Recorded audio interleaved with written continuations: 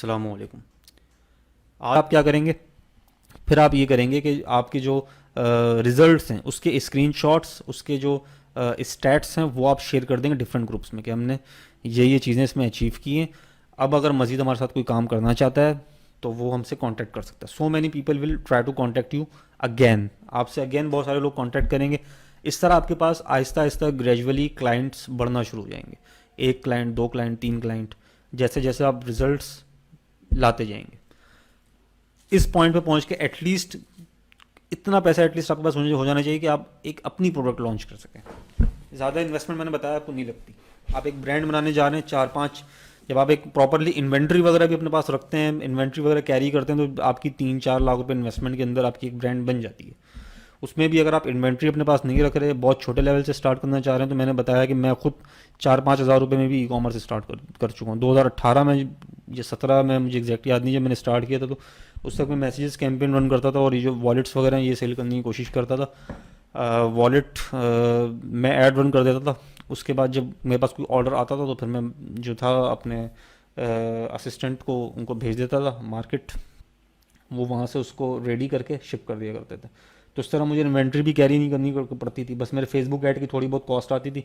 उस वक्त मैं 1,000 रुपये पर डे का जो था वो ऐड रन करता था, 1,000 या 2,000 रुपये का। तो उसमें मेरे जो हैं वो ईज़िली 10 ऑर्डर, 12 ऑर्डर आ जाया करते थे। मतलब 7, 8, 10, 11, 12 इस तरह से ऑर्डर डेली आ जाया करते थे। और उसमें कुछ जो प्रॉफिट है वो पर डे 3,000 का प्रॉफिट हो जाता था। ये मैं उस वक्त बता रहा हूँ जब बिल्कुल मैंने स्टार्ट किया था ई कॉमर्स। मतलब उस वक्त ना तो और ज़्यादा कोई ब्रांड्स होती थी ना मेरे पास, ना तो मतलब मैं बड़े लेवल पे या बड़े स्केल पे काम कर रहा था। मैंने भी बहुत छोटे लेवल से स्टार्ट किया पाकिस्तान की ई कॉमर्स मार्केट में काम करना। तो उस लेवल से जब आप भी छोटे लेवल से स्टार्ट करेंगे, ज़रूरी नहीं आप एकदम बड़ी इन्वेस्टमेंट लगा दें। और आपके पास इतनी भी इन्वेस्टमेंट नहीं तो आप एटलीस्ट इतना तो बोरो कर ही कर सकते हैं किसी से भी। उसको ये प्रॉमिस करके कि आपका अगर सक्सेसफुल हो तो आप इतना जो है उसको उसमें शेयर देंगे। तो अब इसी पूरे बिजनेस मॉडल को आप कंपेयर करें अमेज़ॉन से या दूसरी इंटरनेशनल मार्केट प्लेसेस से, वहाँ पे आपका कितना पैसा बर्न होता है, वहाँ पे आप कितना पैसा जलाते हैं, तब जाके आप को जो है वो काम मिल पाता है। अब कुछ स्टूडेंट कहेंगे नहीं सर, अमेज़ॉन पे हम खुद इन्वेस्टमेंट नहीं करना चाह रहे, हम तो वर्चुअल असिस्टेंट बनना चाह रहे हैं। Sir, I have already mention कि the market is flooded with virtual assistant. बहुत सारे वर्चुअल असिस्टेंट होंगे, लोग 4-5 वीडियोस देखते हैं वीए के कोर्सेज की और उसके बाद अपनी प्रोफाइल बना लेते हैं। आप किस किस को बीट करोगे? प्रॉब्लम उन सारे वीएस की है कि उनके पास हैंड ऑन एक्सपीरियंस नहीं है काम करने का। और दूसरी चीज़ मैं आपको एक और बता दूं कि हाँ, एक इम्पॉर्टेंट जो मुझे कुछ चीज़ें बतानी थी इस लेक्चर में, वो ये बतानी थी कि देखें अमेज़ॉन का जो हाइप है बहुत ज़्यादा, वो इस वक्त पाकिस्तान में है because of some training companies जिन्होंने ट्रेनिंग के नाम पे लाखों रुपए लिए स्टूडेंट से। और उनकी वजह से अमेज़ॉन की हाइप बहुत ज़्यादा है, क्योंकि जब 2017-18 में अमेज़ॉन का कॉन्सेप्ट पाकिस्तान में आना शुरू हुआ तो अमेज़ॉन पाकिस्तान के लिए एक नई चीज़ थी काम करने के पॉइंट ऑफ व्यू से। तो बहुत सारे पाकिस्तानी इससे अट्रैक्ट हुए। लेकिन आप ये देखें कि यूएस हो गया, इंडिया हो गया, इन कंट्रीज़ में अमेज़ॉन बहुत टाइम से काम कर रहा है, लेकिन इन कंट्रीज़ में वो हाइप नहीं है जो पाकिस्तान में इस वक्त। आप इंडिया चले जाएँ, इंडिया में आपको इंडियन इनफैक्ट आप यूट्यूब चैनल्स देख लें, आपको बहुत ज़्यादा चैनल्स नहीं मिलेंगे अमेज़ॉन के ऊपर, बहुत ज़्यादा नहीं मिलेंगे आपको, ना ही बहुत ज़्यादा आपको हाइप मिलेगी। हालांकि अमेज़ॉन के ऑफिस भी मौजूद है इंडिया में।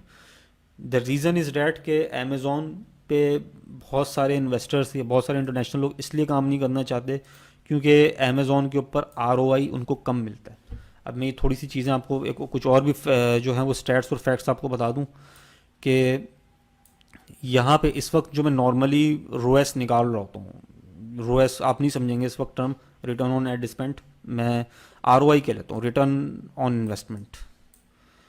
फ़र्क सिर्फ इतना होता है रोएस में और आरओआई में कि वहाँ पे इन्वेस्टमेंट आप एड इन्वेस्टमेंट कंसिडर कर रहे हो, तो यहाँ पे आप ओवरऑल इन्वेस्टमेंट देख रहे हो। तो देखें अमेज़ॉन के ऊपर आपका जो आरओआई है, रिटर्न ऑन इन्वेस्टमेंट, वो मंथली बेसिस पे अगर मैं बात करूं होलसेल एफबीए पे या किसी पे भी 30%, 40%,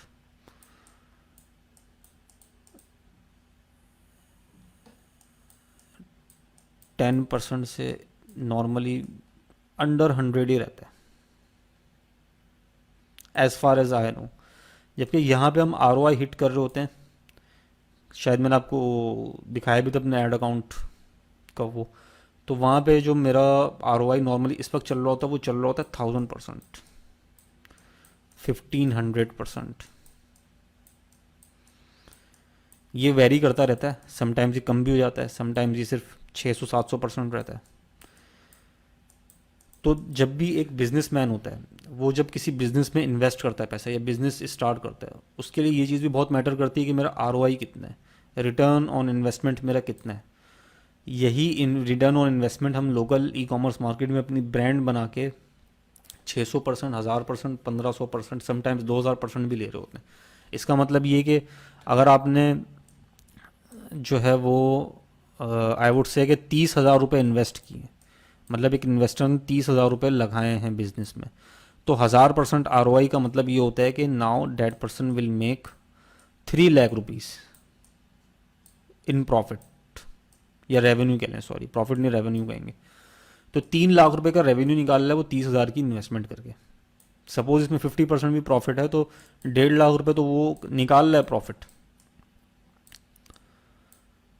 तो अपनी ब्रांड बनाने का ये बेनिफिट होता है, आपका आरओआई बहुत अच्छा होता है, रिटर्न ऑन इन्वेस्टमेंट बहुत आपको अमेजिंग मिलता है। मार्केट प्लेसेस जितनी भी हैं वहाँ पे आपको आरओआई इतना अच्छा नहीं मिलता। रीज़न उसकी ये है कि वहाँ पे कंपटीशन होता है। रीज़न ये कि जब आप अपनी लिस्टिंग्स उन मार्केट प्लेसेस में लगाते हैं तो उन लिस्टिंग्स को लगाने के बाद आपके बहुत सारे कॉम्पिटिटर्स भी उस सर्च रिजल्ट में आ रहे होते हैं। तो आपको अपना मार्जिन इतना स्लिम रखना पड़ता है कि आप अपने कॉम्पिटिटर को बीट कर सकें, क्योंकि उन्होंने भी स्लिम रखा हुआ होता है। तो इसकी वजह से आपको अच्छा आरओआई या रिटर्न ऑन इन्वेस्टमेंट नहीं मिल पाता। तो इससे होता ये है कि आप जो भी इन्वेस्टमेंट करते हैं, सपोज आप 50 लाख रुपए इन्वेस्टमेंट कर रहे हैं, तो ऐसा नहीं है कि 50 लाख रुपए को आप कुछ चंद एक महीनों में ही चेंज कर देंगे $1 मिलियन में। इट इज़ टफ, क्योंकि आरओआई कम है, टाइम लगता है। इवन कि आपकी 100% इन्वेस्टमेंट पे बैक होने में भी कई महीने लग जाते हैं।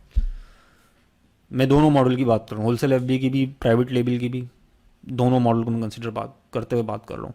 तो इंटरनेशनली ये सेंसेशन इसलिए नहीं है मार्केट प्लेसेस पे सेल करना अमेजोन की। सेंसेशन की बात कर रहा हूँ मैं, ये नहीं कह रहा कि अमेजोन पे काम नहीं कर रहे। अमेजोन पे बहुत सारे सेलर्स हैं, मिलियंस ऑफ सेलर्स हैं जो कि अराउंड द ग्लोब काम कर रहे हैं। सेंसेशनल चॉइस ऑफ बिजनेस इसलिए नहीं क्योंकि आरओआई कम है। जबकि आपकी अपनी ब्रांड जो आप लॉन्च करते हो उसमें आपकी जो प्राइसिंग होती है उसमें आप खेल सकते हो।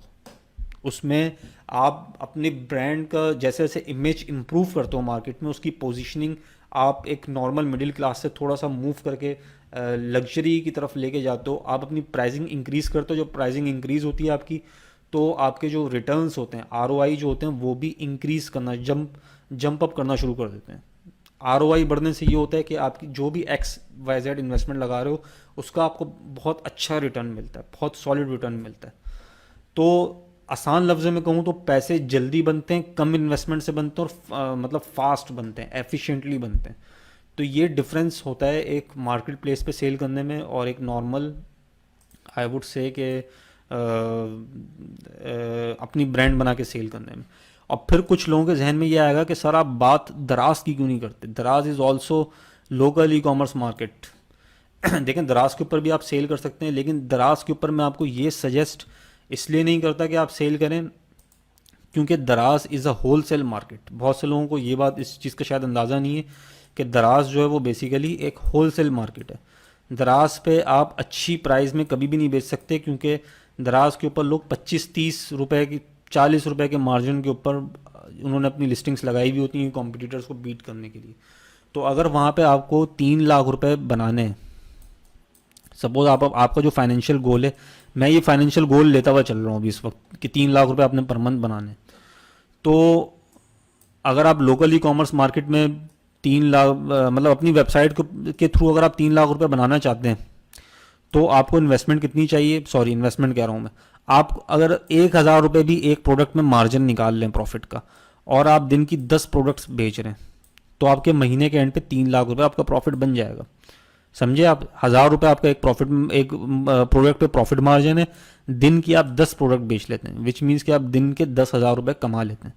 तो जब आप दिन के 10,000 रुपये कमा लेते हैं तो आपके महीने के कितने हो गए, 3 लाख रुपये हो गए। जबकि यही काम अगर आप 25 रुपये या 30 रुपये की प्रॉफिट मार्जिन के साथ करेंगे तो आप अंदाज़ा लगा सकते हैं कि आपको मीन्स के आपको कितनी प्रोडक्ट्स बेचनी पड़ेंगी। 25 रुपये अगर आपकी का मार्जिन है, 3 लाख रुपये में लगाऊं, डिवाइडेड बाय 25 करूं, तो 12,000 पीसीस जब आप बेचेंगे तब जाके आपका, और मैं इसको डिवाइड कर दूं 30 से, मीन्स कि आप दिन के 400 पीसीस बेचेंगे, which is very very tough on Daraz to sell 400 pieces per day. आपको बहुत सारी प्रोडक्ट्स ऐड करनी पड़ेंगी अपने दराज की मार्केट प्लेस के ऊपर सेल करने के लिए, तब जाके आप 25-30 रुपए के प्रॉफिट मार्जिन पे इतना बड़ा हिट कर पाएंगे। 25 रुपये मार्जिन में एक एग्जाम्पल लेके चल रहा हूँ, मुझे कोई ये ना बोले कि सर 25 रुपये प्रॉफिट मार्जिन नहीं, तो हमारा तो बहुत सी प्रोडक्ट पे 100 रुपये 200 रुपये की प्रॉफिट मार्जिन है, बिल्कुल होता होगा। मैं सिर्फ एक एग्जाम्पल देने के लिए समझा रहा हूँ कि स्लिम प्रॉफिट मार्जिन से ये नुकसान होता है कि आपका जो फाइनेंशियल गोल होता है वो बहुत डिले हो जाता है, अचीव इतना इजीली हो नहीं पाता। आप दिन की 400 प्रोडक्ट्स आप दिन की सेल करेंगे तब जाके आप इतना ये हिट कर पा रहे होंगे। जबकि यहाँ पे आप जब अपनी वेबसाइट के ऊपर बेचते हैं तो आप 1000 रुपये भी प्रॉफिट मार्जिन रखते हैं, और 10 प्रोडक्ट भी अगर आप दिन की बेच लेते हैं तो you will hit 3 lakh rupees. Hope कि आपको पॉइंट जो है वो समझ आया होगा। एक क्वेश्चन मुझसे और पूछा जाता है कि सर अगर दराज के ऊपर इतनी सस्ती चीज़ मिल रही है तो हमारी वेबसाइट के ऊपर लोग महंगी क्यों खरीदेंगे? क्या लोग डाउट में नहीं पड़ेंगे कि वेबसाइट पर हमने जो रेट्स हैं वो ज़्यादा रखे हुए हैं? क्या लोग जाके दराज के ऊपर सर्च नहीं करेंगे उस चीज़ को, या किसी दूसरी मार्केट प्लेस के ऊपर जाके सर्च नहीं करेंगे? देखिए, आपकी वेबसाइट के ऊपर जितने विजिटर्स लैंड करेंगे, जितने आपके प्रोस्पेक्ट्स होंगे, उसमें से हमेशा लेस देन 2%, 3%, 5% लोग ऐसे होंगे जो कि जाके उन मार्केट प्लेसेस के ऊपर उस प्रोडक्ट की रिसर्च करना स्टार्ट कर देंगे। ख़ास तौर पे अगर आपने मेरे बताए हुए क्राइटेरिया के मुताबिक प्रोडक्ट हंट किए, तो चांसेस ये इस चीज़ के चांसेस स्लिम होंगे कि उसके ऊपर रिसर्च करेंगे। लेकिन जब आप कोई प्रोडक्ट 4,000 रुपये से ज़्यादा की अपनी वेबसाइट के ऊपर लिस्ट करते हैं ना, तो उसको ख़रीदने से पहले समटाइम्स आपका जो कस्टमर होता है वो थोड़ी सी रिसर्च करता है। लेकिन जब आपकी जो प्रोडक्ट होती है वो 1500 से 3000 के ब्रैकेट के अंदर होती है, तो समटाइम्स वो इतनी एफर्ट नहीं करता कि जाके उसको रिसर्च करना शुरू कर दे। एक चीज़ ये हो गई, तो वो दराज पे जाके उसको नहीं चेक करता। सेकंड चीज़ ये कि सबसे बड़ा जो फ़र्क आता है वो आता है ब्रांडिंग का। दराज के ऊपर जो प्रोडक्ट लिस्ट हुई हुई है उसकी ब्रांड पोजीशनिंग या उसका ब्रांड इमेज आपके कस्टमर के माइंड में या उसके पर्सपेक्टिव में वो नहीं बना हुआ जो कि आपकी अपनी वेबसाइट के ऊपर बना हुआ है। फॉर एग्जांपल, आप एक ब्रांड लॉन्च करते हैं फेयरनेस क्रीम से रिलेटेड, कुछ भी आप एक फेयरनेस क्रीम लॉन्च करते हैं, तो उसकी जो पोजीशनिंग आप मार्केट में करेंगे, उसकी जो ब्रांड इमेज होगी, उसकी जो एक परसेप्शन क्रिएट करेंगे कस्टमर के माइंड में, उसका जो एक स्टैंडर्ड सेट करेंगे, वो स्टैंडर्ड मैच नहीं कर रहा होगा दराज के ऊपर किसी मौजूद प्रोडक्ट से। मिसाल के तौर पर आपने मैकडोनल्ड का बर्गर भी खाया होगा, आपने कभी हो सकता है लोकल भी कोई खाया हो। लोकल मतलब कोई शॉप से, छोटी शॉप से। तो फ़र्क क्या आता है? देखेंगे बर्गर तो दोनों है, टेस्ट बेशक हो सकता है कुछ अच्छा हो मैकडोनल्ड का उसके कंपैरेटिवली, लेकिन असल फ़र्क क्या आता है? Why they are charging 1000 rupees for a burger with tax and all that, और why a local seller is charging 200-300 rupees for a burger? The reason is that brand का फ़र्क आता है। आपकी जो ब्रांडिंग जितनी अच्छी हुई होगी, आपकी ब्रांड स्टोरी जितनी अच्छी होगी, आपकी ब्रांड पोजीशनिंग जितनी अच्छी होगी, आप अपनी ब्रांड का मैसेज जितना अच्छा कन्वे करेंगे, इस चीज़ के चांसेस बढ़ जाते हैं कि आप अपनी कस्टम प्राइजेस के ऊपर भी अगर उस प्रोडक्ट को सेल करने की कोशिश करें तो वो बिके, वो सेल होती है। क्लोथिंग ब्रांड में आप देख लें, बहुत सारी मतलब एग्जांपल्स आपके सामने मौजूद हैं। आप लोकल कोई चीज़ खरीदें उसके रेट्स अलग होते हैं, आप जाके किसी महंगी ब्रांड का खरीदें, कपड़ा वो भी है वो भी है, बेशक क्वालिटी में फ़र्क होता है। आई डू एग्री कि एक अच्छी ब्रांड की जो क्वालिटी होती है वो अच्छी होती है, लेकिन स्टिल ब्रांड का टैग होने की वजह से वो चीज़ अच्छी प्राइस में बिक जाती है। तो अगर आपकी प्रोडक्ट मेरे हंट किए हुए, मतलब मेरा जो प्रोडक्ट हंटिंग क्राइटेरिया उसमें फॉल करती है, तो लेस देन 5%, 3% लोग ऐसे होंगे जो कि उस प्रोडक्ट के ऊपर रिसर्च करेंगे, अलग से जाके दराज के ऊपर उसके रेट्स चेक करेंगे, और सकता है वो कन्वर्ट ना हो आपकी वेबसाइट पे। लेकिन ज़्यादातर बहुत सारे, मतलब एक बड़ी तादाद लोगों की ऐसी होगी जो कि उस पर रिसर्च नहीं करेंगे और वो आपकी वेबसाइट के ऊपर कन्वर्ट हो जाएंगे। तो ये एक छोटा सा अवेयरनेस सेशन था, क्योंकि बहुत से लोगों को उनकी डायरेक्शन क्लियर नहीं हो रही थी कि वो मतलब किस तरफ उनको जाना चाहिए, क्या करना चाहिए। तो आपसे मैं ये कहूँगा कि आप जो है वो एटलीस्ट प्रोडक्ट हंटिंग और स्टोर क्रिएशन वाला मॉड्यूल कंप्लीट होने दें। जब वो कंप्लीट हो जाए उसके बाद फिर आप जो है वो आई वुड से कि अपना बिजनेस स्टार्ट करें। और प्रोडक्ट हंटिंग का जैसे ही मॉड्यूल कंप्लीट हो, आप उसमें फ़ौरन प्रोडक्ट हंट करना शुरू कर देंगे। इस बीच प्रोडक्ट हंट कर करके रखते जाएंगे, उसके बाद जैसे ही आपका शॉपिफाई पे स्टोर बन जाएगा, then you will try to launch your store. Investment की आपने फिक्र नहीं करनी। इन्वेस्टमेंट, छोटी सी इन्वेस्टमेंट से आप स्टार्ट करें, रिजल्ट्स मॉनिटर करें क्या आते हैं आपके। आप जब रिजल्ट्स मॉनिटर करना शुरू कर देंगे, लेकिन इन्वेस्टमेंट आपको मिल जाती है। आप जब स्टैट्स अच्छे रखें डिफरेंट ग्रुप्स में, अपने जो इनर सर्कल है उसमें, आउटर सर्कल है उसमें। तो इन्वेस्ट करने वाले बहुत सारे लोग आपको मिल जाएंगे अगर आपके पास इन्वेस्टमेंट नहीं है तो। अगर है आपके पास इन्वेस्टमेंट तो well and good, you should put your own investment. अगर आपको कहीं से इन्वेस्टमेंट भी नहीं मिलती, आपके पास खुद भी इन्वेस्टमेंट नहीं है, और तो उस सूरत में फिर आप जस्ट सर्विस प्रोवाइड कर सकते हैं। सबसे अच्छा ये होता है कि आप अपने कस्टमर को A to Z सॉल्यूशन दें। आपका एक अच्छा देखें, आपने अगर क्लाइंट हंट करना है और आप एज अ डिजिटल मार्केटर काम कर रहे हैं, तो आप उसको A to Z सॉल्यूशन देने की जब बात करते हैं ना, आप उसको ये बोलते हैं सर प्रोडक्ट भी हमारी टीम हंट करके दे सकती है आपको, आपको हम स्टोर भी लॉन्च करके देंगे, आप हम उसकी मार्केटिंग भी करेंगे। तो आपके जितने भी नूब इन्वेस्टर हैं ना, जिनकी टेक्निकल नॉलेज ज़ीरो है, जिन्होंने कभी काम नहीं किया ई कॉमर्स मार्केट में, उनके लिए बड़ी आसानी हो जाती है ये, बजाय इसके कि एक ऐसा बंदा जो ऑलरेडी बिजनेस कर रहा हो वो आपसे सर्विसेज ले। इस वक्त जितनी मार्केटिंग एजेंसीज ने अपने पेजेस बनाए हुए फेसबुक के ऊपर, वो जब आप उनसे कांटेक्ट करेंगे वो आपसे ही पूछेंगे सर आपके पास प्रोडक्ट है, आपके पास वेबसाइट बनी हुई है। अगर ये आपके पास प्रोडक्ट है, वेबसाइट बनी हुई है, तो आप अपनी मार्केटिंग हमसे करवा लें। तो इस वक्त वो एक बहुत बड़ी अपॉर्चुनिटी मिस कर रहे हैं उन इन्वेस्टर्स की जिनके पास पैसा तो मौजूद है, लेकिन उनके पास प्रोडक्ट नहीं है, उनको नहीं पता प्रोडक्ट क्या बेचनी है, उनको नहीं आती वेबसाइट बनाना, ना उनके पास कोई वेबसाइट बनी हुई, जीरो पे खड़े हुए हो। बस उनकी एक विल है कि यार मुझे पैसा इन्वेस्ट करना है ई कॉमर्स में, उनके पास स्किल्स नहीं है इस वक्त। अमेजोन पे इन्वेस्ट करने से वो घबराते हैं, because the reason is that कि उसमें इन्वेस्टमेंट एक बड़ी चाहिए, इन्वेस्टमेंट का एक बड़ा बैरियर उसमें रिक्वायर्ड है। और उसमें जो आपकी का पे बैक होता है, जो ROI आपका 100% होता है, वो टाइम लगता है उसमें होने में। तो बाज़ों का जो इन्वेस्टर होता है उसमें इतना पेशेंस नहीं होता कि वो इतने महीने या इतने मतलब साल लगा दे रिटर्न को एंटिसिपेट करने में आपके ऊपर ट्रस्ट करके। मतलब एक ऐसे बंदे के ऊपर पैसा लगा दे जिसके पास कोई हैंड ऑन एक्सपीरियंस भी ना हो, और उसके बाद वो ये एक्सपेक्ट करके बैठे कि कई महीनों बाद मुझे उसका रिटर्न मिलेगा मिलेगा गा गा। तो ये जो गा वाली चीज़ होती है, इससे आपका इन्वेस्टर भाग जाता है। इसमें आपको बेनिफिट ये है कि आपको रिजल्ट्स क्विक मिलना शुरू हो जाते हैं। जब आप अपनी वेबसाइट के ऊपर लॉन्च करेंगे अपनी प्रोडक्ट, तो आपको with in next day result मिलना शुरू हो जाते हैं। इसमें देखें सबसे बढ़कर जो ब्यूटी है वो यही है कि नेक्स्ट डे ही आप प्रॉफिट में आ सकते हैं। वे मतलब इसमें आपको कोई महीनों वेट नहीं करना पड़ता, कोई आपको सालों वेट नहीं करना पड़ता। आपने स्टोर बनाया, आपने प्रोडक्ट हंट किया, आपने लॉन्च कर दिया, आपने ऐड चला, हो सकता है आप डे 1 से ही प्रॉफिट में आना शुरू हो जाए, आपकी जो प्रॉफिटेबल सेल्स निकलना शुरू हो जाए। जब प्रॉफिटेबल सेल्स निकलना शुरू हो जाएंगी, इन्वेस्टर आपका देखेगा तो ही विल बी अट्रैक्टेड मोर। वो आपको मजीद उसका आपके बिजनेस को स्केल करने में मजीद पैसा भी लगा सकता है। और ख़ास तौर पे जब आप ऐसे क्लाइंट्स को हंट करेंगे जिनके पास जिनको A to Z सर्विसेज चाहिए, जिनके पास कुछ भी नहीं है, तो वो क्लाइंट आपके पास आपको इजीली मिलेंगे। पाकिस्तान में बहुत ही बड़ा एक स्पेस मतलब खाली है, बहुत बड़ा स्पेस खाली है। बहुत सारे रिटेल बिजनेस मैन ऐसे हैं जिनके पास पैसा बहुत है। पाकिस्तानियों के पास देखिए पैसा बहुत है, ये आप जहन से निकाल लेंगे पाकिस्तान कोई गरीब, बहुत ज़्यादा गरीब कंट्री है। गवर्नमेंट के लेवल पे पाकिस्तान एक गरीब कंट्री होगा, लेकिन लोगों की जेबों में पैसा अच्छा खासा है। तो उनको आप ये पिच कर सकते हैं मॉडल, वो आपके को इन्वेस्ट करने को भी तैयार हो जाएंगे। कोई मुश्किल चीज़ नहीं है उनसे इन्वेस्टमेंट लेना। देखें, अगर आप ये कहेंगे कि यार मैंने 2-3 इन्वेस्टर को तो ट्राई किया था, उसने ये बोल दिया, मैं नहीं कर रहा ट्राई। आपने ट्राई करना है। आप 100 लोगों से बात करेंगे, उनको कन्विंस करेंगे, 100 में से आपके मरे से मरे 3-4-5 लोग तो होंगे ही होंगे कन्विंस। और 3-4-5 लोगों की इन्वेस्टमेंट ही आपकी अनएम्प्लॉयमेंट को ख़त्म कर देने के लिए काफ़ी है। आपको एक अच्छी किचन इनकम जनरेट करके देने के लिए स्टार्टिंग में काफ़ी है 4-5 लोगों की इन्वेस्टमेंट। उन्होंने प्रोडक्ट लॉन्च कर दिया, आपने रिजल्ट्स देना शुरू कर दिए, तो you will be making good income out of it. उसमें से भी आपने उनसे शेयर ले लिया, उनके बिजनेस में शेयरिंग की बेस पे काम कर लिया, तो आपके लिए और भी आसानी है। अच्छा, इसमें देखें आपके पास टोटली फ्रीडम है कि आप सैलरी पे काम करें, उनसे फिक्स मतलब मंथली पेमेंट लें, या प्रॉफिट के रेशो के ऊपर काम करें। वो आप पे डिपेंड करता है कि आपकी म्यूचुअली क्या अंडरस्टैंडिंग होती है कि 50-50% पे काम करना है, 60-40 पे काम करना है, या फिर आपने जो है वो उनसे फिक्स्ड मंथली पेमेंट टर्म्स के ऊपर काम करना है। वो टोटली आपके ऊपर डिपेंड करता है आपकी कि उसके साथ क्या एग्रीमेंट होता है आपके इन्वेस्टर के साथ।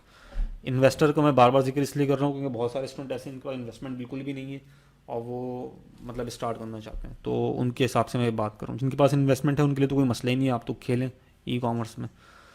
अच्छा, एक चीज़ तो ये हो गई। दूसरी चीज़ ये कि ये सारी बातें मैं आपको इसलिए बता रहा हूँ ताकि आपकी डायरेक्शन क्लियर हो, आपको पता हो कि आप ये स्किल सीख रहे हैं तो क्यों सीख रहे हैं, इसके मतलब आगे जाके आपने क्या काम करना है, किस तरह से करना है।